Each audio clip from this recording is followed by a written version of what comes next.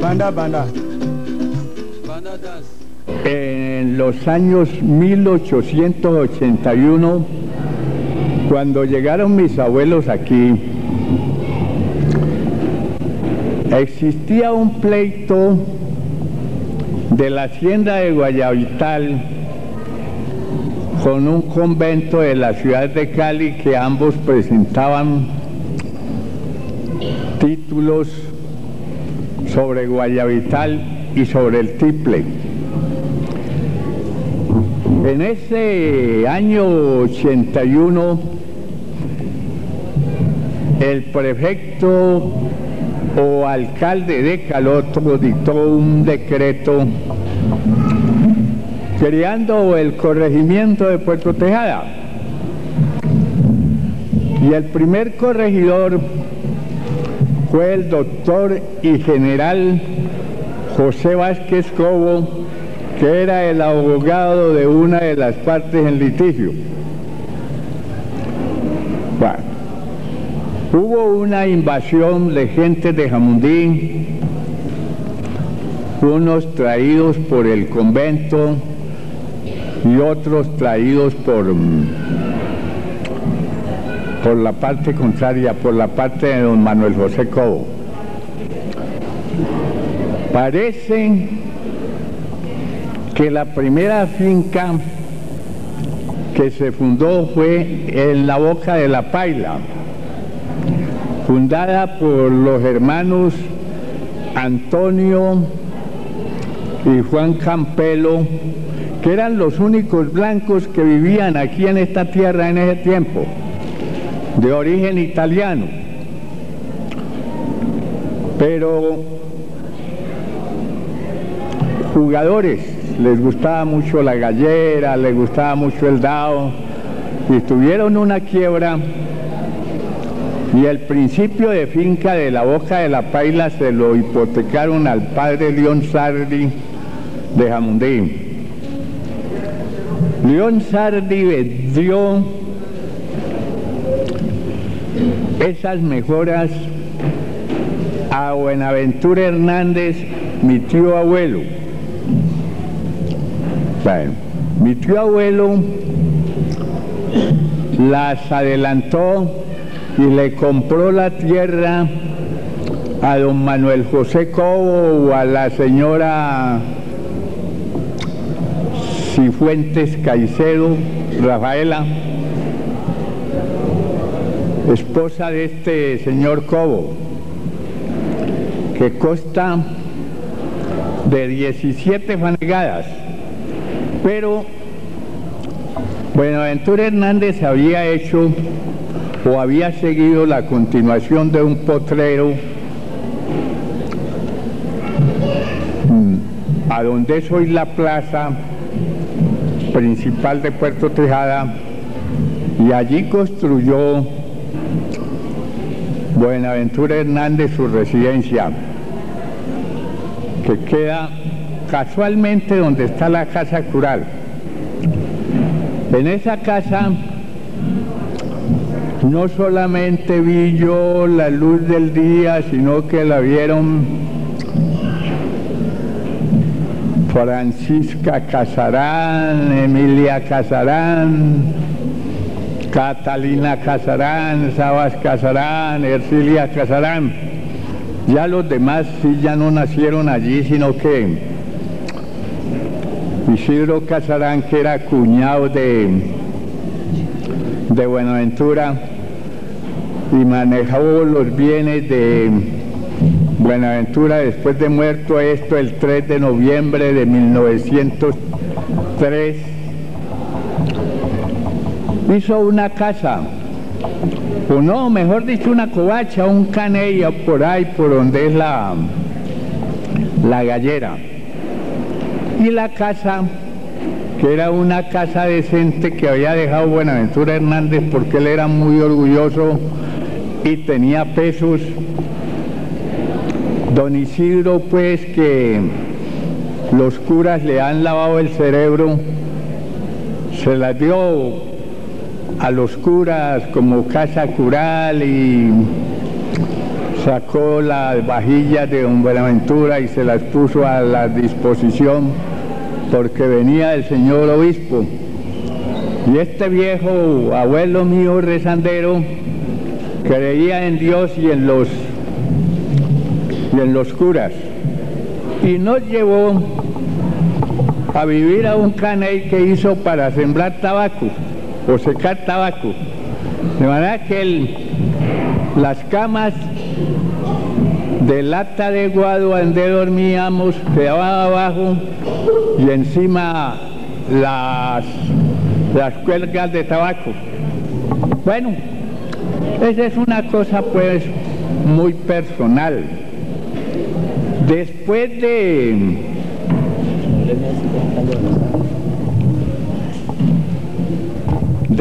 terminado el pleito, que ya vino don Manuel José a pagarle pues al hijo, al abogado, porque ese fue un pleito a cutalitis.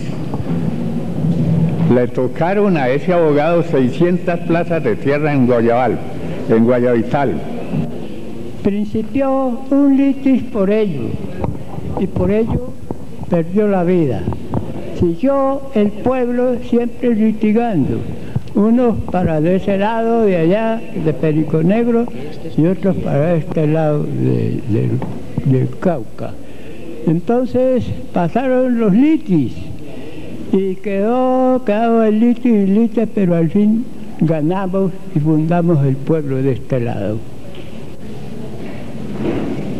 Después, cuando el asunto político y el asunto de clases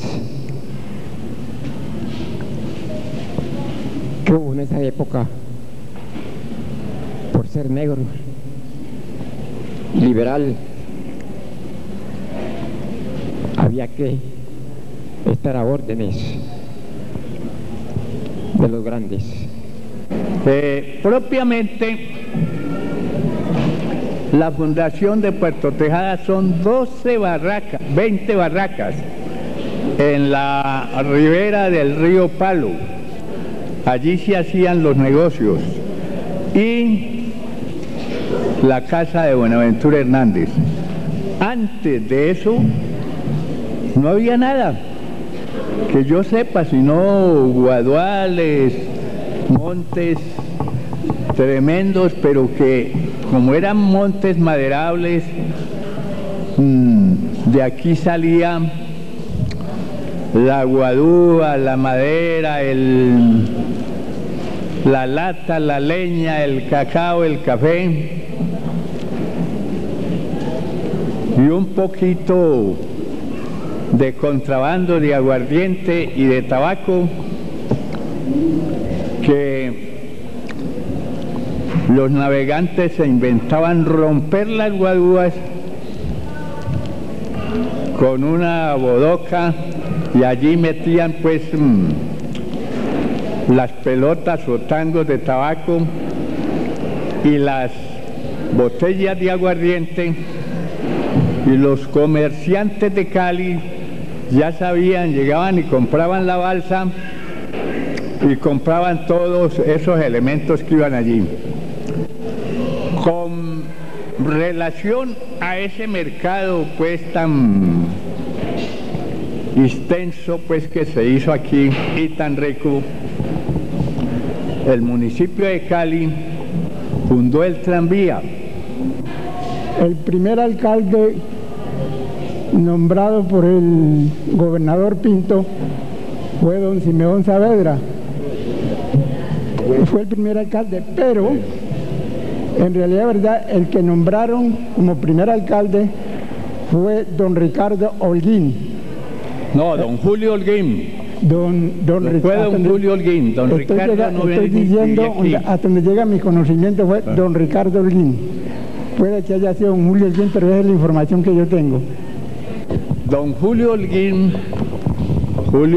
Arboleda, nieto de Julio Arboleda, era bogotano, que él vino a fundar la hacienda de Perico Negro en 1910 Manuel María Villegas, como liberal, protestó por la muerte del general Uribe y entonces lo cogieron y se lo llevaron preso a Caloto, allá le pusieron grillos, lo dejaron y todas esas cosas. Como ya la escuela estaba funcionando, la mayoría de sus discípulos, entre ellos el que habla, nuestros papás nos dieron permiso para ir a visitar al maestro Villegas a la cárcel a Caloto. Allá lo hallamos amarrado, pues, como gallo fino a un palo y esposado. Ese año se perdió. Ya luego de eso fue que vinieron los Endoyas y toda esa guardia de Caloto que se intromisó aquí y se hicieron dueños de la escuela, porque pues en ese tiempo los inspectores escolares y todo lo que se movía en la educación era mandado por el clero. Entonces, cuando Manuel María Villegas salió de la cárcel, fundó un colegio particular para seguir enseñando y enseñó por mucho tiempo. Creo que Puerto Tejada le debe mucho a Manuel María Villegas, pero yo no he visto una escuela aquí que lleve el nombre de Manuel María Villegas. En cambio, un día me decía un negro igual a mí que tenía la escuela,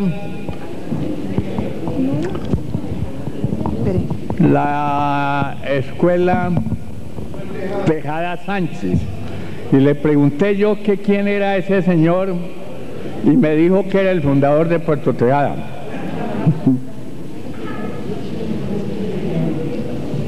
De manera que ha habido una desorientación tremenda, porque Manuel Tejada Sánchez no tuvo nada aquí, y cuando fundaron a Puerto Tejada, ya Manuel Tejada tenía 15 o 16 años de muerto, de manera que no podía venir de ultratumba a fundar un pueblo. ¿Ven?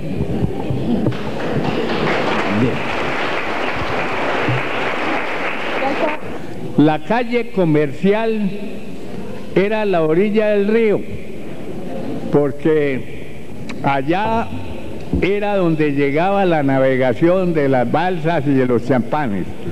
Luego el mercado estuvo en donde es la plaza chiquita, pero como creció bastante, entonces ya lo pasaron a la plaza grande y hubo tiempo en que ocupó el mercado ambas plazas y ocupó también la calle esa de la orilla del río, que esa calle se le decía el Malecón, pero hay un acuerdo municipal, si no lo quemaron en los incendios, en que eso se llama la avenida Uribe.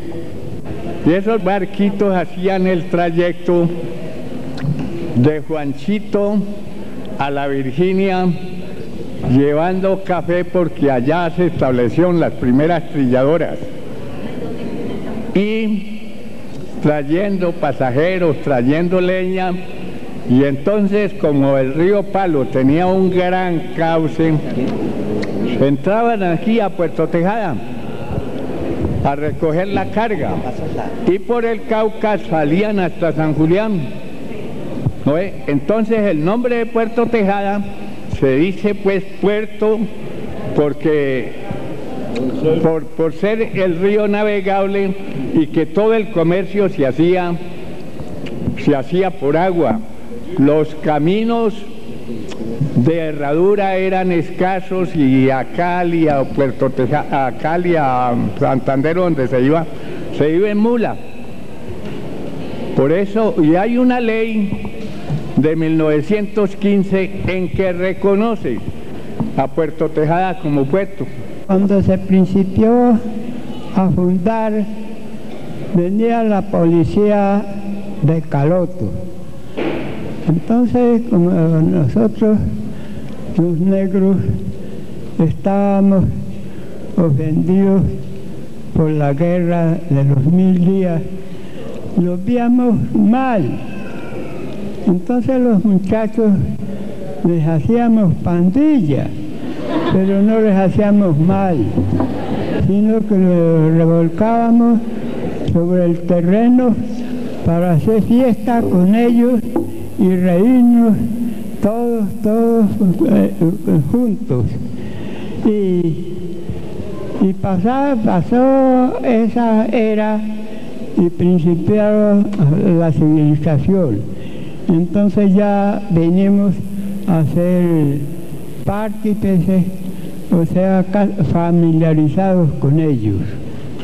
La familia más numerosa que yo he conocido es la familia Pozualanta.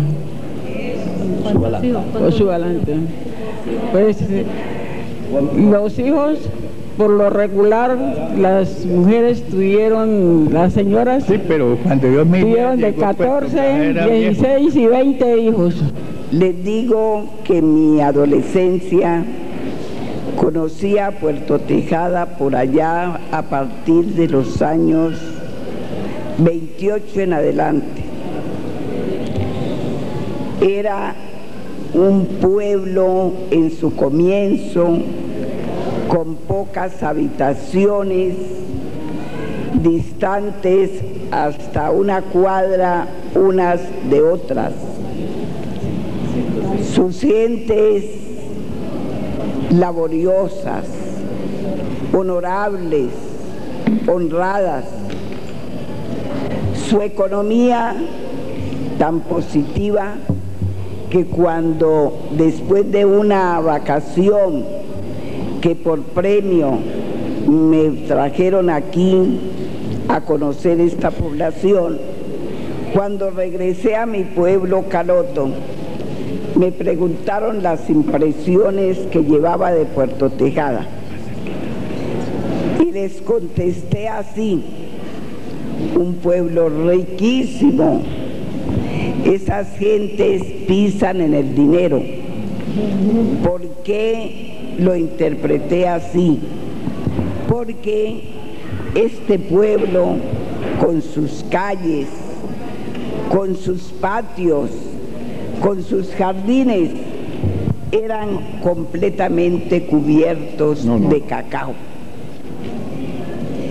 Esto lo secaban en las calles, en unos aparatos de paceras, otros en unas coletas enormes. Por eso no subí, y podían cubrirse una cuadra. Por supuesto, en esa cuadra varios dueños, pero pues eso era una hermandad que nadie tocaba lo del otro. Se sabía que de esta coleta para allá o de esta pacera era diga de la familia del gran Isidro Casaram, organizador de este pueblo, a quien me honro haberlo conocido personalmente. Y así el vecino, cada uno se respetaba. Por supuesto, se pisaba, deduje, se pisaba en el dinero. Yo llegué diciendo a Caloto, en ese pueblo se pisa en la plata, se anda sobre la plata, porque el equivalente de esa cosecha, de esa abundancia, era el dinero, que lo manejaban desde los niñitos de 4 años hasta los mayores. ¿Por qué desde los niños? porque a los niños les dejaban lo que llamaban la requisa. En que, por ejemplo, habían costumbres bastante simpáticas, de entre otras la vestimenta en las gentes. Las muchachas de cierta edad, diga usted, entre 12, 13 y 15 años y aún más de menos edad, usaban la bata larga a mitad de pierna, porque parece que en ese entonces para nuestros viejos era un delito mostrar la rodilla en las mujeres. En los hombres la costumbre era de soltar pantalón, como se decía vulgarmente, a los 21 años. Y es de que un muchacho no podía ponerse un pantalón largo hasta después de los 21 años. Y generalmente esa edad lo llevaba a pagar servicio militar. Y cuando vine a conocer a Puerto Tejada, que bajaban las balsas, los finqueros atalayaban los balseros y les decían, no lleva. Y los balseros contestaban, ¿qué? ¡A tu madre!